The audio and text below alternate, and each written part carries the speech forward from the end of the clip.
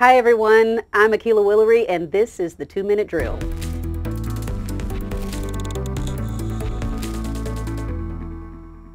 We are joined here today by Karin who is our resident teacher of awesome, and Brian Kennedy, who will represent all tech coaches everywhere. Now, what we're going to talk about today is all of the cool technology tools that have been creeping into your classrooms over the last few months. You got Promethean boards, Chromebooks, new Wi-Fi that is accessible everywhere. And we just want to give you some tips on how to handle all of this, best practices, some things that you need to know to get you started and be successful. So let's talk about those 65-inch Promethean boards and what they need to know first, Brian. Absolutely. With the Promethean boards, they're awesome tools. Just when they're on track so you can move them, just be sure to look around the Promethean board. Make sure you're not running it into a bookcase or ripping a document camera off that's connected to it. Just to protect our equipment, make sure we don't want to damage anything. And also with the Promethean board, something that's fantastic and get you away from having to sit behind your desk is you can connect your device to it, whether it be an iPhone or an Android. You can connect to it and mirror your device. And you can use it in so many ways. You can use it to connect to a device. You can use it with the basic things like Google, what you're used to. You can use Microsoft Word.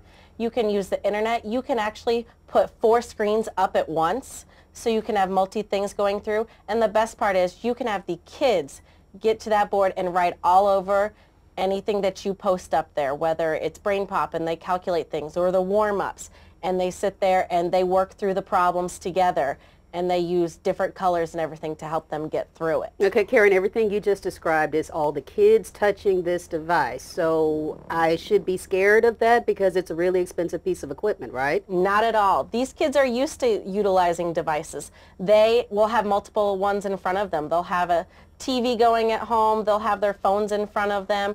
They are used to using them. Oftentimes, they know more than the teachers when it comes to those devices, which is a great thing for the teachers. They'll have great ideas on how to use it into the classroom. I've been in the classroom where the student's like, oh, hey, can we do this? And I look at the teacher, oh, let's try it. So we try it, and sometimes it turns out awesome, sometimes it doesn't. But it's a learning process. Let the students take ownership in their own education. I mean, that student loved it when we used their ideas. Okay, now that's pretty cool because you're talking about things that the kids are going to be handling. So one of those is going to be Chromebooks, their own individual mobile devices. We've got half sets of Chromebooks that are in your classrooms right now. So that means roughly about 12 to 15 devices. Why didn't we go with a full set where every kid has their own device? The reasoning behind that is if you go into a classroom that has one-to-one, it's quiet. You can hear, the kids pounding away on the keys, the teacher sitting behind the desk doing grades, reading the news, whatever. With the half sets, it promotes collaboration. That's something that we have lost as a society. We don't know how to talk to one another. We're always in our phones, on Facebook, whatever. This is going to help promote and correct that. Have the students talk out their ideas, have them discuss and debate on how they want their projects to go, which is going to be a great tool and help them later in life. And speaking of those projects, Brian, the kids love them, and to use the Chromebooks in so many different ways with group projects can turn into a whole unique way of learning. You can have small groups going in your room where one group is on there maybe using Schoology to do quizzes or Brain Pop. They could be working together to work on a project on the Chromebooks that they'll be sharing with you while you're doing a one-on-one with another student. You have differentiation going on in your classroom so every child can meet their needs.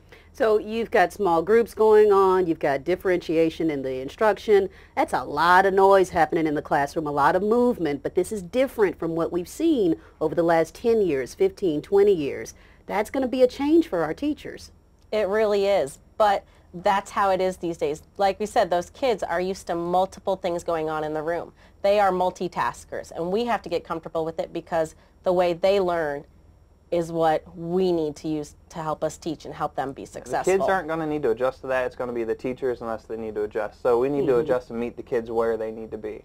I definitely agree. And as a matter of fact, the program that was preparing the teachers for this change is Level Up. This was a professional development, online professional development segment that we introduced last year.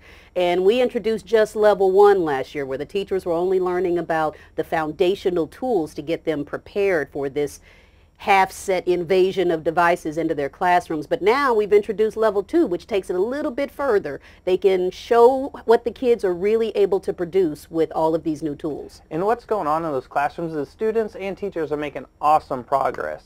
I went in with starting out with this teacher, you know, that we're all kind of worried, you know, how to integrate the Chromebooks, you know, worried about them breaking and everything. Once we got into it, the kids just flew.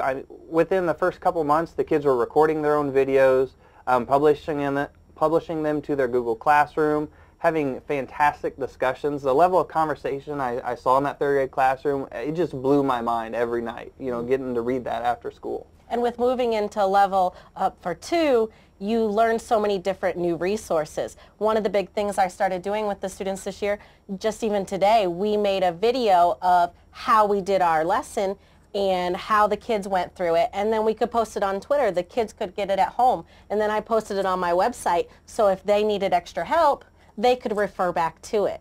Having those different new tools that we're learning really helped incorporate all the things that the students need as well as what we can do in the classroom. And I'm glad you were sharing that because, Karin, you were the test pilot teacher classroom where we put all of these ideas into motion to try to see what a real life situation would look like with all of these new things that we're bringing in now. So we appreciate your input, and especially from your kids. So keep sharing that. We want to thank you for joining us with this segment of the 2-Minute Drill. Also, keep in touch with us on the ABN Aldine Broadcast Network channel. We'll be sharing even more tips in the future.